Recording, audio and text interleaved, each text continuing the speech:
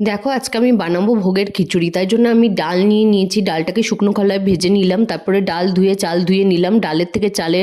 চালের থেকে ডালের পরিমাণটা একটু বেশি দেবে, সমান দিলেও হয়। তো এবার দেখো আমি জল ফুটতে দিয়েছি, তার মধ্যে ডালটা দিয়ে দিলাম। এবার ভালো করে নেড়ে নিয়ে ডালটা ফুটে গেলে আমি তার মধ্যে চালটাও দিয়ে দিলাম। আমি গোবিন্দভোগ চাল নিয়েছি, দেখো একটু ফুটে গেছে, তার মধ্যে আমি নুন দিয়ে দিলাম আন্দাজ মতন।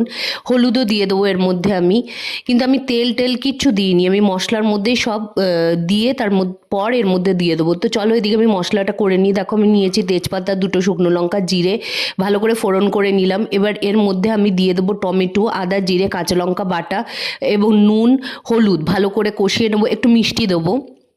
দিয়ে ভালো করে দেখো কষানো হয়ে গেছে, দেখো কি সুন্দর লাগছে দেখতে। এটাই আমি কড়াই থেকে নিয়ে হাঁড়ির মধ্যে দিয়ে দেবো। এবার দিয়ে ভালো করে নেড়ে নেব, নিয়ে একটু ফুটিয়ে নেব।